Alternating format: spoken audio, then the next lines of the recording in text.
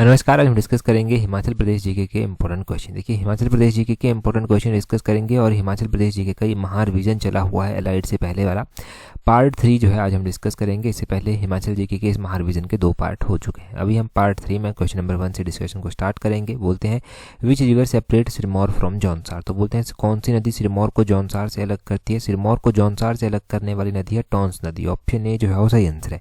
अगर टॉन्स नदी की आप बात करते हैं तो टॉन्स जो है वो यमुना की एक सहायक नदी है। यमुना हिमाचल प्रदेश में बहने वाली सबसे छोटी नदियों में से जो है वो एक नदी है, सबसे छोटी नदी है और इसका वैदिक नाम कालिंदी जो है वो आता है। यमुना हिमाचल प्रदेश में एंटर करती है खादर मांझी नामक स्थान पर और हिमाचल प्रदेश को ये ताजेवाला नामक स्थान पर छोड़ जाती है। अगर हम बात करते हैं इसकी सहायक नदी टॉन्स की, तो टॉन्स जो है वो यमुना को कालसी नामक स्थान पर जो है ज्वाइन करती है।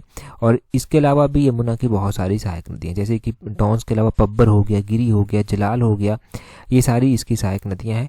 और जैसे टॉन्स हो गया ना, तो टॉन्स की भी आगे चलकर कुछ सहायक नदियां हैं जो टॉन्स में मिलेंगी। फिर उसके बाद वो टॉन्स जो है वो यमुना में मिल जाएगी। पब्बर है, पब्बर जैसे कि पब्बर का ही एग्जाम्पल ले लो। पब्बर पहले टॉन्स में मिलती है, फिर जो है वो टॉन्स यमुना में मिलती है। और पब्बर कहाँ से निकलती है ये भी एलाइड में पूछा गया है। जो चंद्रनाहन लेक जो कि शिमला में पड़ती है वहाँ से जो है ये निकलती है। वैसे ही पतसारी हो गया, पतसारी मैंने पहले भी बताया था कि पतसारी पब्बर में जाकर मिलती है, पब्बर में जाकर मिलती है। और पतसारी निकलती कहाँ से, तो खड़ा पत्थर रीजन जो शिमला में है वहाँ से ये निकलती है। तो इस तरह के इंपॉर्टेंट फैक्ट यहाँ से याद रखें। अगले क्वेश्चन में देखें क्या बोलते हैं। बोलते हैं which one of the following was an offshoot of Tharoch princely state. तो बोलते हैं कि थरोच प्रिंसली स्टेट की इनमें से शाखा कौन सी है, उपशाखा कौन सी है। अगर हम बात करते हैं रियासतों की, तो मैंने पहले भी रियासतों के बारे में अलग अलग फैक्ट इंपॉर्टेंट बताए हैं आपको। तो इनमें से जो है वो ढाडी जो है वो ऑप्शन सी जो है वो सही आंसर हो जाएगा। ढाडी जो है वो थरोच की प्रशाखा जो था वो हुआ करती थी। हम दोनों ही रियासतों के बारे में जानेंगे। अगर ढाडी की अगर हम बात करते हैं तो ढाडी रियासत जो है वो थरोच की प्रशाखा हुआ करती थी। कुछ टाइम के बाद यहाँ पर बुशहर का कब्जा जो था वो हो गया था, ये भी आपने ध्यान रखना है। गोरखा आक्रमण के इसमें ढाडी जो है वो राविनगढ़ में मिला दी गई थी, ये भी पता होना चाहिए। 1896 की बात है कि राविनगढ़ और ढाडी को जो था वो जुब्बल रियासत की जागीर जो था वो बना दिया गया था। जब 15 अप्रैल 1948 को हिमाचल प्रदेश का गठन होता है तो ढाडी जो है वो जुब्बल तहसील जो कि महासूर जिला का एक भाग हुआ करती थी वहाँ पर जो था वो मिल गई थी।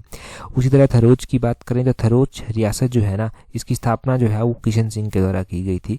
और आपने ध्यान रखना है कि 1815 में जब गोरखाओं का आक्रमण हुआ था तो ठाकुर करम सिंह जो था वो यहाँ के शासक जो था वो हुआ करते थे। और 1843 में थरोच से अपना नियंत्रण जो था वो हटा लिया गया था वहाँ के जो शासन कर रहे ब्रिटिशर्स थे उनके द्वारा। तो ब्रिटिशर्स के द्वारा 1843 में थरोच से अपना नियंत्रण हटा लिया जाता है और रणजीत सिंह को गद्दी पर जो है वो बिठाया जाता है।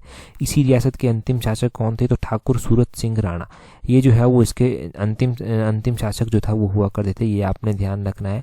और अब इतना काफ़ी है इन दोनों रियासतों के बारे में, थरोच और ढाडी के बारे में जानने के लिए, परंतु ये ज़रूर ध्यान रखना कौन किसकी प्रशाखा थी। अगले क्वेश्चन में क्या बोलते हैं according to 2011 census what is the sex ratio in Himachal Pradesh. तो बोलते हैं कि 2011 की जनगणना के अनुसार हिमाचल प्रदेश की जो सेक्स रेशो है, लिंगानुपात है, वो कितना है। देखो, सेक्स रेशो की अगर हम बात करते हैं तो हिमाचल की सेक्स रेशो है 972 जो है वो है, यहाँ पर 1 दिया गया है, इसको 2 कीजिए। 972 जो है वो हिमाचल की सेक्स रेशो है। सेक्स रेशो के बारे में हमने अलग अलग क्वेश्चन अलग अलग तरह से पढ़े हुए हैं, एक बार फिर से देखते हैं उन क्वेश्चंस को। आपको पता है हर क्वेश्चन से 5 फैक्ट हम जानते हैं, तो यहाँ से भी 5 फैक्ट जानेंगे। देखो, 2011 की जब जनगणना होती है तो 972 सेक्स रेशो हिमाचल की जो है वो देखी जाती है। सबसे ज़्यादा सेक्स रेशो देखी जाती है, काउंट की जाती है, वो हमीरपुर में की जाती है। हमीरपुर में 1095 सेक्स रेशो जो है वो देखी जाती है, ये बात आपने ध्यान रखनी है। दूसरा आपने ध्यान रखना है कि सबसे कम सेक्स रेशो कहाँ पर देखी जाती है, तो किन्नौर में सबसे कम सेक्स रेशो 819 जो है वो देखी जाती है, ये भी एग्जाम में क्वेश्चन बन सकता है। अब तीसरा फैक्ट आपने क्या ध्यान रखना है कि 2011 का तो हो गया, 2001 की जनगणना के अनुसार हिमाचल की सेक्स रेशो कितनी थी। तो 2001 की जनगणना के अनुसार 968 जो था वो हिमाचल की सेक्स रेशो थी, ये ध्यान रखना है। 1991 में भी जो था वो जनगणना हुई थी, उसके अकॉर्डिंग हिमाचल की सेक्स रेशो कितनी थी, वो 973 जो था वो 976 जो था वो हुआ करती थी, वो आपने ध्यान रखना है 1991 में। और 1981 में अगर हम बात करें, 1981 में सेक्स रेशो कितनी थी, 1981 में सेक्स रेशो 973 थी, ये आपने ध्यान रखना है। तो ये अलग अलग सेक्स रेशो हो गई। आपको डाटा याद होना चाहिए विद ईयर, और क्वेश्चन कैसे भी पूछा जाएगा आप कभी कंफ्यूज नहीं होंगे। आगे देखिए क्या बोलते हैं which is the smallest sanctuary in Himachal Pradesh. तो बोलते हैं स्मॉलेस्ट सेंचुरी हिमाचल प्रदेश की जो है वो इनमें से कौन सी है। अगर हम वाइल्ड लाइफ सेंचुरीज की बात करते हैं तो स्मॉलेस्ट वाइल्ड लाइफ सेंचुरी सिल्ली वाइल्ड लाइफ सेंचुरी जो कि सोलन डिस्ट्रिक्ट में पड़ती है वो आती है, ऑप्शन ए जो है वो सही आंसर हो जाएगा। अगर हम बात करते हैं सिल्ली वाइल्ड लाइफ सेंचुरी की तो हमने तो ये भी बताया है कि कौन से ईयर में इसको एस्टेब्लाइज किया गया था, तो 1963 में इसको एस्टेब्लाइज किया गया था, ये आपने ध्यान रखना है। दूसरा फैक्ट आपने ये यहाँ से ध्यान रखना है कि हिमाचल प्रदेश की सबसे बड़ी wild life sanctuary Kibber wild life sanctuary है, लाहौल स्पीति में ये स्थित है, इसको एस्टेब्लाइज कब किया गया था, तो इसको जो था वो 1992 में जो था वो एस्टेब्लाइज किया गया था, ये आपने ध्यान रखना है। इसके अलावा कुछ और भी wild life sanctuaries Himachal Pradesh में है, उनको कब कब एस्टेब्लाइज किया गया, ये कहाँ कहाँ पर स्थित है वो भी हम जानते हैं। जैसे कि एक नारगू वाइल्ड लाइफ सेंचुरी हो गई, नारगू भी इंपॉर्टेंट वाइल्ड लाइफ सेंचुरी है, ये कहाँ पर पड़ती है, ये मंडी में जो है पड़ती है, 1962 में ही इसको एस्टेब्लाइज किया गया था। बंदली वाइल्ड लाइफ सेंचुरी है, ये भी मंडी में ही पड़ती है, 1962 ही जो है वो एस्टेब्लाइजिंग डेट है इसकी भी, ये भी आपने ध्यान रखना है। आपने ध्यान रखना है तालरा वाइल्ड लाइफ सेंचुरी कहाँ पर पड़ती है, तालरा वाइल्ड लाइफ सेंचुरी शिमला में जो है वो पड़ती है। काइस वाइल्ड लाइफ सेंचुरी कुल्लू में पड़ती है, कलाटॉप वाइल्ड लाइफ सेंचुरी चंबा में पड़ती है। कंवर वाइल्ड लाइफ सेंचुरी भी चंबा में पड़ती है और खोखन वाइल्ड लाइफ सेंचुरी भी चंबा में ही जो है वो पड़ती है। तो ये अलग अलग वाइल्ड लाइफ सेंचुरीज आप अलग अलग डिस्ट्रिक्ट्स की ध्यान रखें।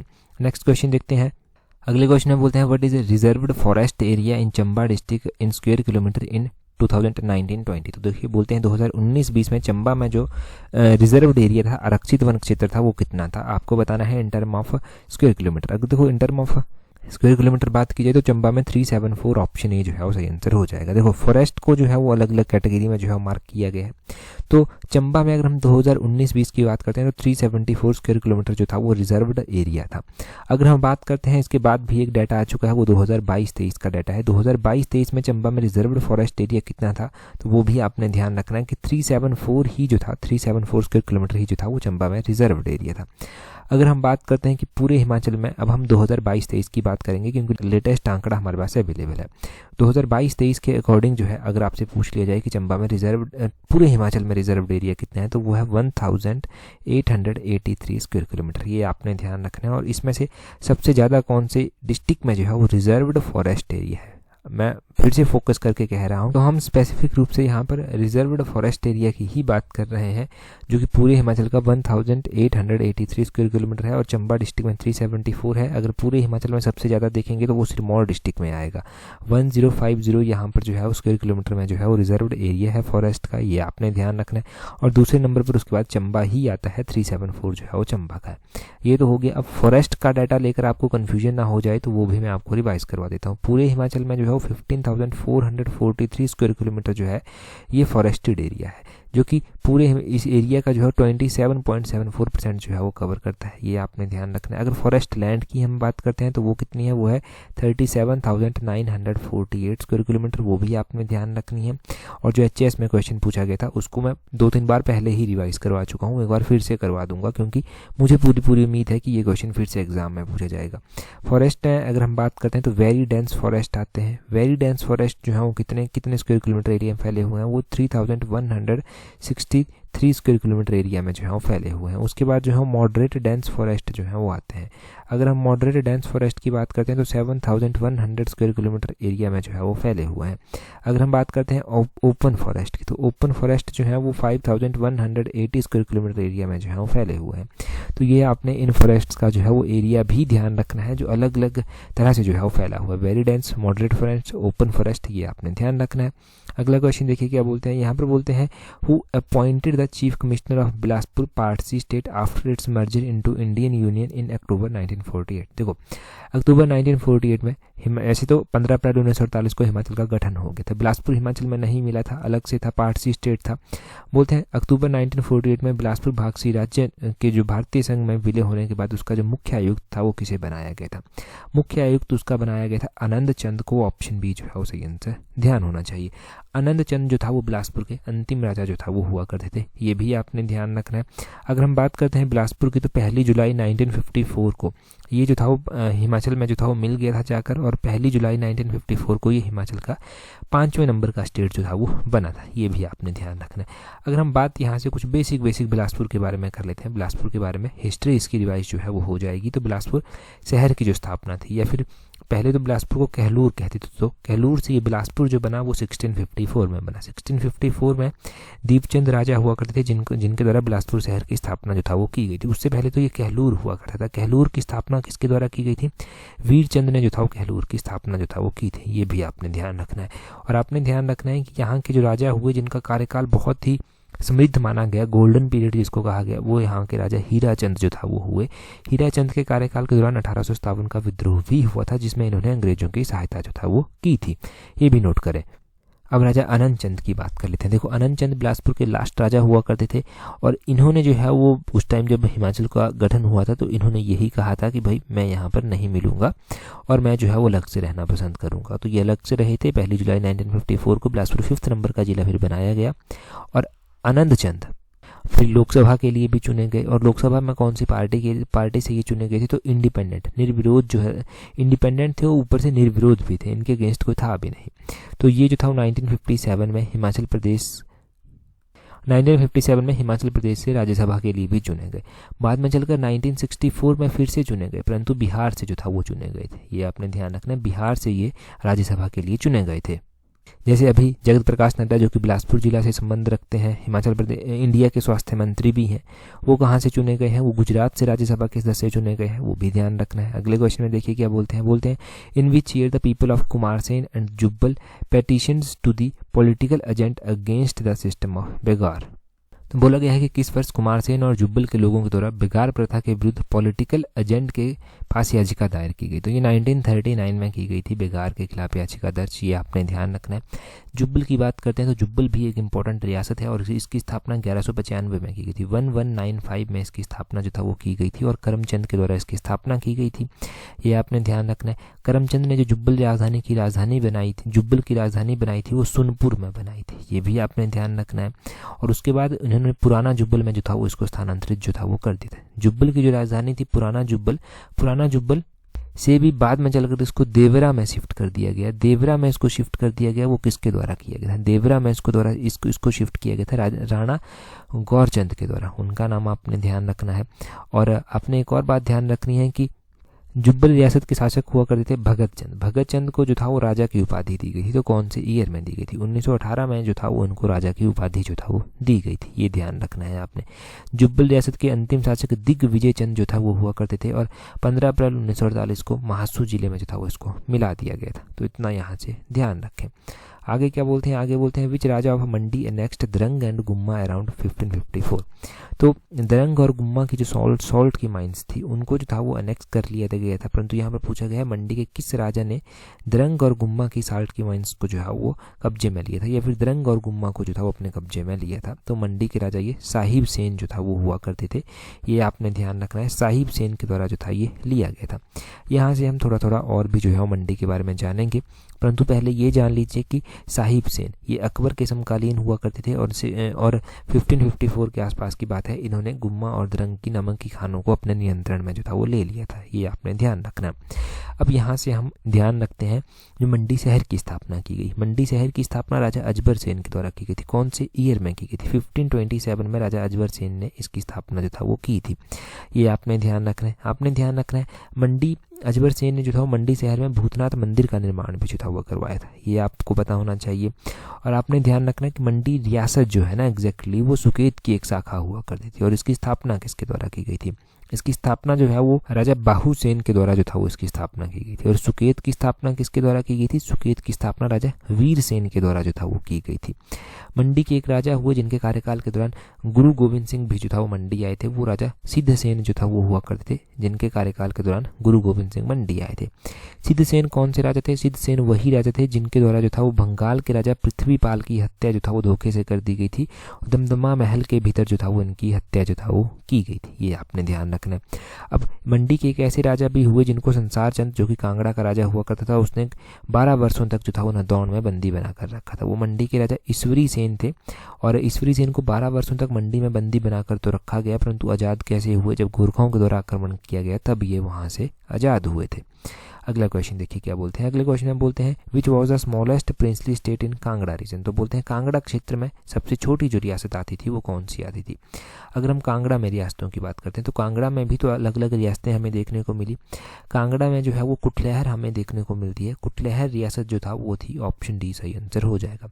कुटलैहर रियासत जो है वो ऊना जिले का हिस्सा थी और कांगड़ा से टूटकर जो था ये बनी थी। कुटलैहर रियासत जो है वो कांगड़ा क्षेत्र की सबसे छोटी रियासत जो था वो हुआ करती थी। कुटलैहर रियासत की स्थापना जसपाल के द्वारा की गई थी, ये आपने ध्यान रखना है। इसकी राजधानी जो था वो कोट कहलूर में होती थी। ये शायद हमने लास्ट टाइम पढ़ा भी था कि कोट कहलूर किसकी राजधानी थी, तो ये जसपाल की राजधानी जो था वो हुआ करती थी। जसपाल जो था वो कुटलैहर के जो था वो संस्थापक थे।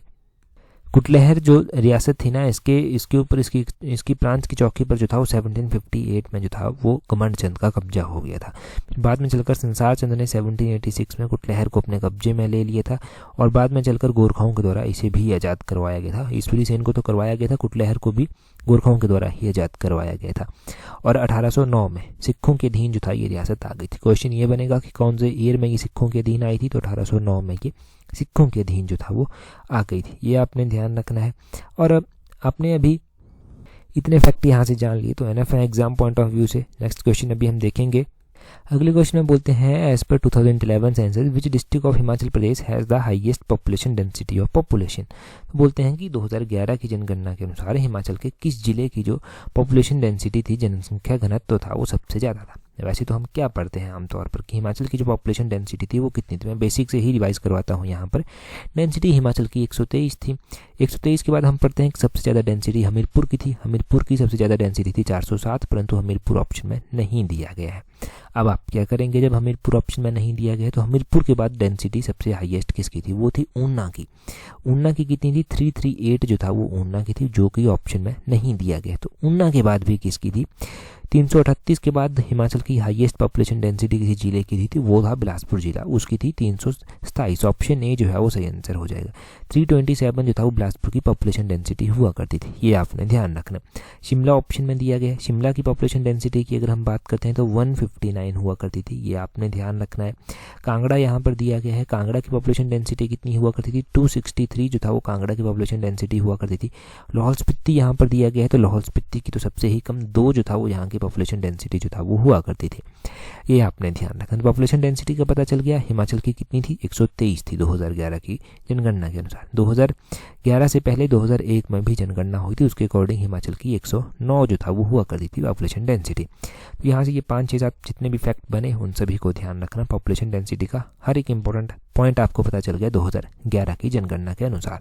हाईएस्ट पहले पे, हाईएस्ट दूसरे पे, हाईएस्ट तीसरे पे, वो सारे आपको पता चले। अगले क्वेश्चन में देखें क्या बोलते हैं, when was Himachal became the union territory. तो हिमाचल को केंद्र शासित प्रदेश बनाया गया था। केंद्र शासित प्रदेश इसको कब बनाया गया था, हिमाचल को केंद्र शासित प्रदेश बनाया गया था 1956 में। और 1956 में तो बनाया गया था, परंतु कब एग्जैक्टली कब बनाया गया था, यहाँ पर तो सारे ऑप्शंस में 1956 दिया गया है। तो ये बनाया गया था जी 1 नवंबर 1956 को। ऑप्शन सी जो है वो सही आंसर आ जाएगा।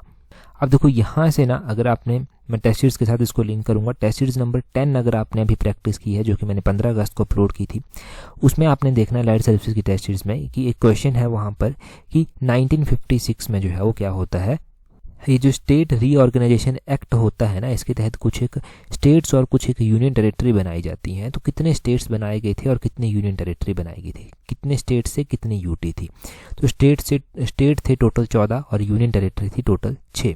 और ये जो 6 यूनियन टेरिटरी हुआ करती थी, जो कि 1 नवंबर 1956 को बनी थी, इसमें से अपना हिमाचल भी जो था वो एक हुआ करता था। हिमाचल एक हुआ करता था। हिमाचल के अलावा 5 और थे, जैसे कि दिल्ली एक था, इसमें मणिपुर एक था, त्रिपुरा एक था, अंडमान निकोबार एक था, और लक्षद्वीप और मिनिदी एक आइलैंड है वो अलग से हुआ करता था।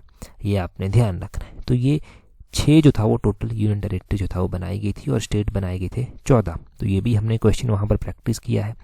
ठीक है जी, वहाँ से ये लिंक हो गया क्वेश्चन डायरेक्टली। अगर आप अलाइड सर्विसेज की तैयारी कर रहे हैं और टेस्ट सीरीज प्रैक्टिस करना चाहते हैं तो टेस्ट सीरीज का लिंक नीचे डिस्क्रिप्शन बॉक्स, कमेंट बॉक्स में दिया गया है। एनफ टाइम है और बहुत अच्छी अपॉर्चुनिटी है लाइट सर्विसेज की। अगर ऑनेस्टली तैयारी कर रहे हैं तो फिजिकली और मेंटली प्रिपेयर होकर जाइए एग्जाम में। 200 क्वेश्चंस को अच्छे से प्रैक्टिस कीजिए। 200 क्वेश्चंस को इस तरह से प्रैक्टिस कीजिए कि आपको ये भी पता चल जाए नेगेटिव मार्किंग से किस तरह से डील करना है, और ये भी पता चल जाए कि क्या कमियां आपकी हैं। उसके लिए टेस्ट सीरीज ज़रूरी है। टेस्ट सीरीज का लिंक नीचे डिस्क्रिप्शन बॉक्स कमेंट बॉक्स में दिया गया है, वहाँ से अवेल कर लेना, डेफिनेटली बहुत ज़्यादा हेल्प आपको मिलने वाली है। अगला क्वेश्चन देखते हैं हमारे पास क्या पूछा गया है अगले क्वेश्चन में। अगले क्वेश्चन में बोलते हैं Raja Jagat Chand retired to Vrindavan by abdicating throne in favour of grandson name. तो राजा जगत चंद ये कौन से कहाँ के राजा थे? राजा जगत चंद जो था वो राजा हुआ करते थे बिलासपुर के। इनके द्वारा जो था वो अपना राजपाट जो था वो सिंहासन एक तरह से कहिए त्याग दिया गया था और सिंहासन त्याग कर ये वृंदावन चले गए थे। वृंदावन चले गए तो अपने ग्रैंडसन के लिए गए थे। ये वृंदा की ग्रैंडसन राजा बन जाए तो ग्रैंडसन कौन हुआ करता था? ये हुआ करता था राजा हीरा चंद। राजा हीरा चंद ऑप्शन ए जो है वो सही आंसर हो जाएगा। देखो बिलासपुर का राजा बनता है खड़गचंद। खड़गचंद का कार्यकाल जो है वो काफ़ी डार्केस्ट पीरियड जो है बिलासपुर की हिस्ट्री में माना जाता है। खड़गचंद को हटा दिया गया गद्दी से और उसके बाद उसके चाचा जगत सिंह को जो था वो गद्दी पर बिठाया गया था। जगत सिंह जो है वो बिलासपुर का राजा बनता है और जगत सिंह का कार्यकाल ठीक ठीक रहा। उन्होंने बाद में चलकर अपना राजपाट जो था वो त्याग दिया और अपने पोते जो कि हीरा चंद थे उनको जो था वो यहाँ पर गद्दी पर बिठा दिया। और हीरा चंद वही थे जिनकी बात मैं थोड़ी देर पहले कर रहा था कि जिनका पीरियड गोल्डन पीरियड कहा गया बिलासपुर में। 1857 का विद्रोह जिनके कार्यकाल के दौरान होता है, जिन्होंने अंग्रेजों की सहायता जो था वो यहाँ पर की थी। और साथ में ही 1874 में जगत खाना टैंक और स्वारघाट टैंक का निर्माण इनके द्वारा करवाया गया था, ये आपने ध्यान रखना है। इन्हीं के कार्यकाल के दौरान बिलासपुर में सबसे पहले जो था वो भू राजस्व सुधार जो था वो किए गए थे, वो भी आपने ध्यान रखना है। तो ये सारा का सारा जो है वो हीराचंद के बारे में इंपॉर्टेंट हो गया। हीराचंद के बाद कौन राजा बनता है? तो हीराचंद के बाद जो है वो बिलासपुर की गद्दी पर अमरचंद जो है वो बैठता है। कहा जाता है कि हीराचंद जो हुआ करता था ना, हीराचंद जो था वो 1882 में जो था वो कहीं से आ रहा था वाइसराय के साथ मिलकर और नमहोल जो बिलासपुर में पड़ता है वहाँ पर इसका स्वर्गवास जो था वो हो गया था। और उसके बाद अमरचंद को जो था वो राजा बनाया गया था। अमरचंद को राजा बनवाया गया था और अमरचंद के कार्यकाल के दौरान जो था वो झुग्गा आंदोलन हुआ था। झुग्गा आंदोलन हुआ था तो झुग्गा आंदोलन कौन से ईयर में हुआ था वो आप कमेंट करके जो था वो बताएंगे।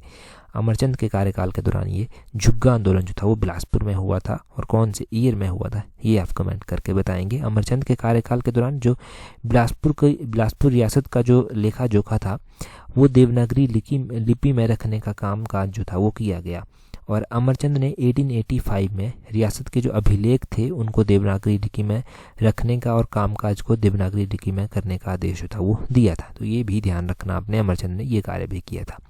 अगले क्वेश्चन में बोलते हैं how much area of Shimla is occupied by how much area of state is occupied by Shimla district. हाँ देखो, आपको एरिया के बारे में डेफिनेटली नॉलेज होनी चाहिए हिमाचल का कि किस डिस्ट्रिक्ट का कितना एरिया है। देखो एरिया की बात करें तो यहाँ पर बोलते हैं कि शिमला का कितना एरिया जो हिमाचल का कितना एरिया शिमला के द्वारा जो है वो ऑक्युपाई किया जाता है। तो आपको पता होना चाहिए था कि शिमला का एरिया कितना है। शिमला का एरिया है 5131 स्क्वायर किलोमीटर। ऑप्शन बी जो है वो सही आंसर है। ये पूरे हिमाचल का कितना परसेंट कवर करता है? ये पूरे हिमाचल का 9.22% जो है वो कवर करता है। ये है यहाँ का एरिया। यहाँ पर 7592 भी दिया गया है, तो 7592 भी क्या कहीं का एरिया है? अगर है तो कहाँ का है? देखो 7592 कहीं का भी एरिया हिमाचल में नहीं है, परंतु हिमाचल के कुछ एक डिस्ट्रिक्ट जिनका एरिया बहुत इंपॉर्टेंट है। पहले तो देखो एलाइड का पेपर कुछ साल पहले तो बहुत आसान आते थे, तो उस टाइम तो एरिया पूछ लिया जाता है कि लाहौल स्पीति का एरिया कितना है? 13,841 स्क्वायर किलोमीटर है।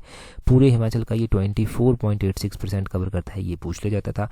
सबसे कम एरिया हमीरपुर का है, कितना एरिया है वहाँ का? उसका एरिया है 1118 स्क्वायर किलोमीटर, जो कि पूरे हिमाचल का 2.01% कवर करता है, ये क्वेश्चन पूछ लिया जाता था। ये तो आसान क्वेश्चन थे, परंतु अभी मैच करने को एरिया ही पूछेंगे नहीं लाहौल स्पीति का, पूछेंगे नहीं हमीरपुर का, किसी और डिस्ट्रिक्ट का पूछ लेंगे। जैसे कि कौन कौन से डिस्ट्रिक्ट हो गए आपके पास, तो लाहौल स्पीति के बाद जो दूसरा नंबर आता है वो आता है चंबा का। चंबा का एरिया है 6522 स्क्वायर किलोमीटर, जो कि पूरे हिमाचल का 11.71% जो है वो कवर करता है। उसके बाद तीसरा नंबर आता है किन्नौर का, जो कि जिसका एरिया है 6401 स्क्वायर किलोमीटर, जो कि पूरे हिमाचल का 11.50% जो है वो कवर करता है। उसके बाद जो है वो किसका नंबर आता है? तीसरे के बाद नंबर आता है चौथा नंबर जो है वो कौन से डिस्ट्रिक्ट का है? तो चौथा नंबर जो है कांगड़ा का है 5739 5739 एरिया कहाँ का है, वो है 5739 कांगड़ा का, 10.31% जो कि पूरे हिमाचल का कवर करता है। उसके बाद 5वां नंबर कुल्लू का आता है जो कि 5503 जो है वो एरिया है, और कुल्लू ये पूरे हिमाचल का 9.88% जो है वो कवर करता है। 5वें के बाद 6वां नंबर आता है शिमला का। शिमला का आपने जान लिया 5131 जो कि पूरे हिमाचल का 9.22% जो है वो कवर करता है। तो इतना आप ध्यान रख लीजिए, जो टॉपिक मैंने बता दिया आपको। अगला क्वेश्चन देखिए क्या बोलते हैं यहाँ पर। नेक्स्ट क्वेश्चन में बोलते हैं who organised agitation against raja of Mandi in 1909। तो बोलते हैं मंडी के राजा के खिलाफ 1909 में जो था वो ये एक विद्रोह किया गया था, आंदोलन किया गया था, ये किसके द्वारा किया गया था। अगर देखो मंडी की अगर हम बात करें तो 1909 में यहाँ के राजा के खिलाफ एक विद्रोह किया गया था, ये विद्रोह शोभाराम के द्वारा किया गया था। ऑप्शन बी जो है वो सही आंसर हो जाएगा।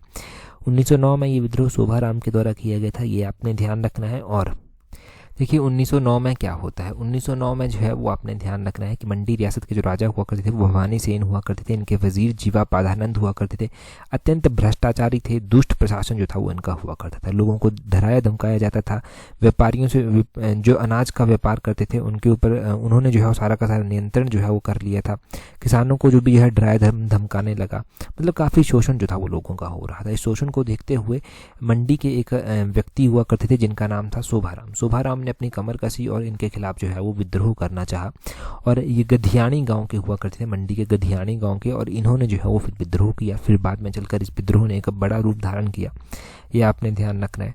और फिर जो है वो हमें देखने को मिलता है कि ये आंदोलन जो है वो दबाया भी गया, तो इतना पता चल गया। दूसरी ओर आपने ध्यान रखना है कि 1911 में जो मंडी के राजा हुआ करते थे भवानी सेन, उनके द्वारा दिल्ली दरबार में भी भाग लिया गया था। और देखो मंडी से जो था वो पंजाब सरकार का नियंत्रण हटा दिया गया था और ब्रिटिश सरकार के अधीन जो था वो इसको लाया गया था 1 नवंबर 1921 को। तो ब्रिटिश भारत का भाग्य एक बन गई थी। मंडी के जो अंतिम शासक थे वो राजा जोगिंदर सेन जो था वो हुआ करते थे, उनका नाम भी आपने ध्यान रखना है। अगला क्वेश्चन देखिए क्या बोलते हैं what percentage of total area of state is occupied by Kinnaur district. तो यहाँ पर फिर से डिस्ट्रिक्ट्स के बारे में पूछ लिया गया। अभी तो हम बात कर रहे थे यहाँ पर डिस्ट्रिक्ट की, किन्नौर का एरिया कितना था, वो कितना परसेंट कवर करता है, अभी मैंने आपको बताया 11.50% जो है वो कवर करता है। अगर हम बात करते हैं कि किन्नौर का एरिया है कितना, एक बार फिर से बता देता हूँ अगर नहीं ध्यान से सुना है, तो किन्नौर का एरिया है 6401 स्क्वायर किलोमीटर यहाँ का एरिया जो है वो आपने ध्यान रखना है। किन्नौर के बारे में हम जानते हैं, किन्नौर की जो है वो डेंसिटी कितनी है, एज पर अगर हम बात करें यहाँ पर 2011 की जनगणना के अनुसार, तो किन्नौर की डेंसिटी है 13 यहाँ की डेंसिटी है 2011 की जनगणना के अनुसार, ये आपने ध्यान रखना है। और अगर हम बात करते हैं यहाँ पर किन्नौर की सेक्स रेशो के बारे में कि किन्नौर की 2011 की जनगणना के अनुसार सेक्स रेशो कितनी थी, देखो किन्नौर की सेक्स रेशो अगर हम 2011 की जनगणना के अनुसार देखेंगे तो वो 819 जो था वो हुआ करती थी, ये भी आपने ध्यान रखना है। 819 यहाँ की सेक्स रेशो जो था वो हुआ करती थी। इतना ध्यान रखिए आप, काफ़ी है एग्जाम पॉइंट ऑफ व्यू से यहाँ पर। और अगर पेपर 1 की तैयारी कर रहे हैं तो पेपर 1 के लिए टेस्ट सीरीज प्रैक्टिस कर सकते हैं। टेस्ट सीरीज का लिंक नीचे डिस्क्रिप्शन बॉक्स कमेंट बॉक्स में दिया गया है। नीचे बोलते हैं अगले क्वेश्चन में बोलते हैं in which year Hamirpur was created as a separate district for Himachal Pradesh. देखो हिमाचल प्रदेश में अलग अलग डिस्ट्रिक्ट बने। 1971 को हिमाचल को फुल फ्लेज्ड स्टेट का दर्जा भी जो है वो मिल जाता है। फुल फ्लेज्ड स्टेट का दर्जा तो उसको मिल जाता है, परंतु उस टाइम जो है वो अभी हमीरपुर एक डिस्ट्रिक्ट के रूप में बनकर सामने नहीं आया था। हमीरपुर 1972 में एक डिस्ट्रिक्ट के रूप में बनकर आता है, ये आपने ध्यान रखना है। हमीरपुर कब डिस्ट्रिक्ट के रूप में बनता है, 1972 में ये हिमाचल का एक डिस्ट्रिक्ट बनता है। और हिमाचल प्रदेश में आपने ध्यान रखना है 1 सितंबर 1972 को हिमाचल प्रदेश में 35 तहसीलें हुआ करती थी, 9 उप तहसीलें जो था वो हुआ करती थी। कांगड़ा जिले से तोड़कर जो है वो हमीरपुर बनाया गया था 1972 में, ये आपने ध्यान रखना है। और 12 जिले हिमाचल में जो था वो टोटल हो गए थे। जब कांगड़ा को तोड़ा गया तो हमीरपुर तो एक ज़िला बना ही बना, हमीरपुर के अलावा जो था वो ऊना भी ज़िला बना था। और वहीं दूसरी ओर देखने को मिलता है शिमला महासू का पुनर्गठन किया जाता है और शिमला और सोलन जो है वो 2 ज़िले जो हैं वो बनाए जाते हैं। शिमला और सोलन जो है वो 2 ज़िले बनाए जाते हैं और ऊना और हमीरपुर भी ज़िले बनाए जाते हैं। और टोटल डिस्ट्रिक्ट्स की संख्या कितनी हो जाती है, 12 टोटल डिस्ट्रिक्ट जो हैं वो हिमाचल में हो जाते हैं। 1 सितंबर 1972 को हिमाचल प्रदेश में 35 तहसीलें हुआ करती थी, 9 उप तहसीलें जो था वो हुआ करती थी। जल्दी से बता दीजिए प्रेजेंट टाइम में हिमाचल प्रदेश में तहसीलों की संख्या कितनी है, जल्दी से कमेंट करके बता दीजिए। अगले क्वेश्चन में बोलते हैं first historical mention of Trigarta was found in writing of which Sanskrit scholar. तो बोलते हैं त्रिगर्त जिसको कांगड़ा भी कहते हैं, उसका पहला जो हिस्टोरिकल मेंशन मिलता है देखने को वो किसकी राइटिंग्स में देखने को मिलता है। तो हमें पता चलता है कि ये सबसे पहला मेंशन जो है वो देखने को मिलता है पाणिनि की राइटिंग्स में, ऑप्शन डी जो है वो सही आंसर है। परंतु हमें ये भी जानने को मिलता है कि जो कांगड़ा है त्रिगर्त जिसको कहते थे उसका मेंशन हमें महाभारत पुराण रासरंगिनी और पाणिनि की अष्टाध्यायी में त्रिगर्त को आयुधाजीवी संघ जो था वो कहा गया था। ये आपने ध्यान रखना है, सब जगह इसका मेंशन मिला, महाभारत में भी, पुराणों में भी, रासरंगिनी में भी, और पाणिनि के द्वारा जो अष्टाध्यायी ग्रंथ लिखा गया है उस अष्टाध्यायी ग्रंथ में त्रिगर्त को आयुधाजीवी संघ जो था वो कहा गया था। ये आपने नोट करना है। कांगड़ा का मतलब मैंने पहले भी बताया है, मतलब कान का गढ़, और ये वो क्षेत्र था जो 3 नदियों के बीच में फैला हुआ था। 3 नदियां थी, रावी, ब्यास और सतलुज, ये आपने ध्यान रखना है। और बाणगंगा हो गई, कुराली हो गई और न्यूगल हो गई, इनके संगम स्थल को जो है वो त्रिगर्त कहा जाता था। ये भी पता चल गया आपको कि इनके संगम स्थल को क्या कहा जाता था, त्रिगर्त इनके संगम स्थल को जो था वो कहा जाता था। ठीक है जी, इतना इंपॉर्टेंट आपने जान लिया। अगला क्वेश्चन देखिए जी क्या बोलते हैं which of the following pass joins Kinnaur and Garhwal. तो बोलते हैं इनमें से कौन सा दर्रा किन्नौर और घड़वाल को आपस में जोड़ता है। देखो इनमें से ये जो चरंग दर्रा है, चरंग दर्रा आपने ध्यान रखना है, ऑप्शन ए सही आंसर हो जाएगा। ये किन्नौर और घड़वाल को आपस में जोड़ता है। हमारे पास बहुत सारे ऐसे दर्रे हैं जो अलग अलग स्थानों को अलग अलग जगह से जोड़ते हैं, परंतु किन्नौर और घड़वाल को जोड़ने वाले दर्रों में एक चरंग दर्रा मुख्य रूप से जो है आ जाता है, एक कामीलागा दर्रा आ जाता है, ये आपने ध्यान रखना है, रूपन घाटी दर्रा आ जाता है, लमखांगा दर्रा आ जाता है, यहाँ पर बोरसा दर्रा यहाँ पर आ जाता है, ये आपने ध्यान रखना है। आपने ध्यान रखना है यहाँ पर शिंका दर्रा है एक, वो भी इनको कांगड़ा, किन्नौर और घड़वाल को जो है वो आपस में जोड़ता है। यहाँ पर एनिमल पास दिया गया है, ये कुल्लू में जो है वो स्थित है, ये आपने ध्यान रखना है। मकोड़ी जोत यहाँ पर दिया गया है, मकोड़ी जोत जो है वो किसको किसके साथ जोड़ता है या फिर ये कहाँ पर जो है वो स्थित है। तो आपने ध्यान रखना है कि मकोड़ी कांगड़ा में जो है वो पड़ता है, कांगड़ा में ये पड़ता है, ये आपने ध्यान रखना है। मुलारी जोत की यहाँ पर बात की गई है, तो मुलारी जोत का भी आपने ध्यान रखना है कि मुलारी जोत जो है वो लाहौल में जो है वो स्थित है, ये आपने ध्यान रखना है, लाहौल में ये स्थित है। ठीक है जी, तो इतना यहाँ से आपको पता चल गया। अगले क्वेश्चन में देखिए जी क्या बोलते हैं, अगले क्वेश्चन में बोलते हैं what is the architect style of Bhootnath temple which is situated in Mandi. तो भूतनाथ मंदिर मंडी में स्थित है, इसकी जो शैली है कौन से आर्किटेक्ट स्टाइल में ये बना हुआ है। 4 ऑप्शन आपके पास दिए गए हैं, जल्दी से कमेंट करके जो है वो बता दीजिए कि कौन से आर्किटेक्ट स्टाइल में ये बना हुआ है। ठीक है जी, और टेलीग्राम पर अगर आपने अभी तक हमें ज्वाइन नहीं किया हुआ है तो टेलीग्राम पर ज्वाइन करने के लिए अपने टेलीग्राम से @tolexam31 सर्च करना, आपको हमारा टेलीग्राम चैनल मिल जाएगा। इस वीडियो में इतना ही है, that's all for today. Thank you very much for watching and listening it very patiently.